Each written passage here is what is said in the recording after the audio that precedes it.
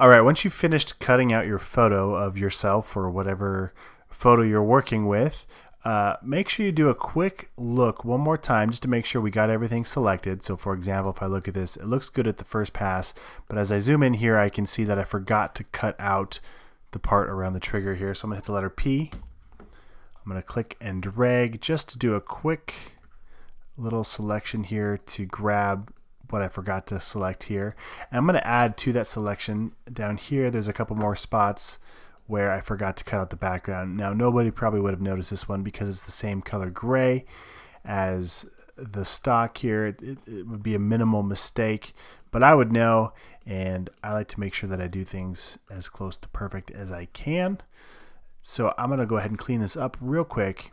And now you've noticed I've got multiple paths going on here. If I look at my path, it's all under the same work path layer. So what I can do is command click, and now it selects that section as well as these down here. With those selected, I'll make sure I'm on the right layer, and I'll just hit the delete key to delete those pixels. I'll hit command D to deselect.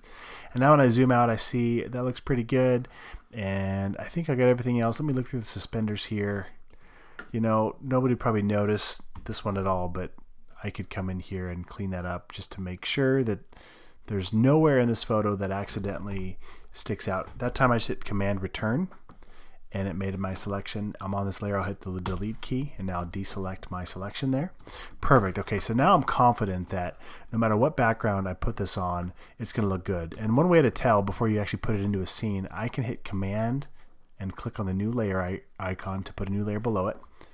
And I'm just going to click up here in my color swatch area, and let's do a bright color, pretty obnoxious green.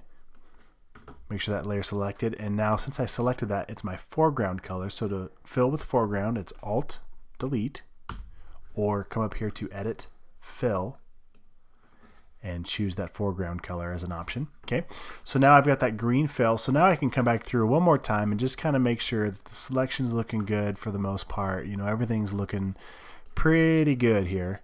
I don't see anything that I've forgotten. Oh, you know what? There's a couple things right there. And this, again, this would probably not matter.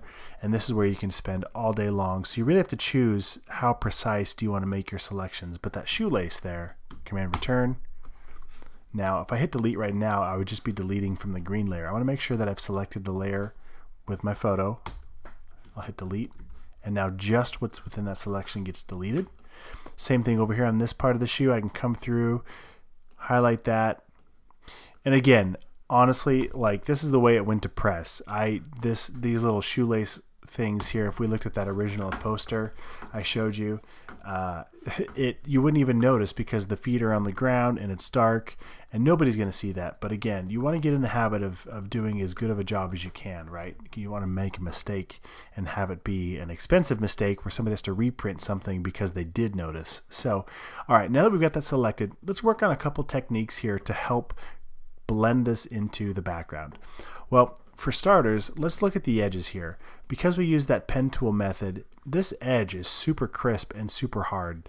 Now, that's fine, but in reality, it's not going to be a crisp image. It's going to have a little bit of a blur to it. So there's a lot of ways we can do this. Like I've said before, in Photoshop, there's 100 ways to do the same thing. One of which, if I command click on this thumbnail here, I get my selection back. I can hit the letter M to get my marching ants marquee tool, rectangular marquee tool. And with that selected, up here I've got this refine edge button. I'll click on that once. My view mode, I'll change this to, it's kind of tough to see, so I'll put it on black. I can see the edges better here. I'll click out. And now I can smooth the edges here, and it's kind of tough to see, but you can see that green bleeding through from behind. So it's smoothing out those edges, and you can feather the edges too. Excuse me. And by feathering out the images, the edges here, you can see that my selection is going to be pretty soft and blurry. I can also shift the edge in a little bit, maybe change my feather a little bit. So you can really work with that edge. If I hit OK, it's going to combine that back to a selection. So if I hit Command J, I can jump cut that new one to a layer in front. I'll turn off the eyeball here.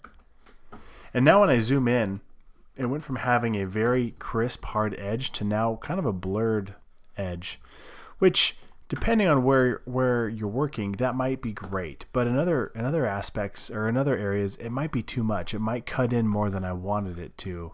So that's where you're going to need to play with it a little bit. I'm going to turn that off. Actually, let's zoom in real quick. I'll turn on the layer below it, and you can see how much crisper that edge is, especially right here.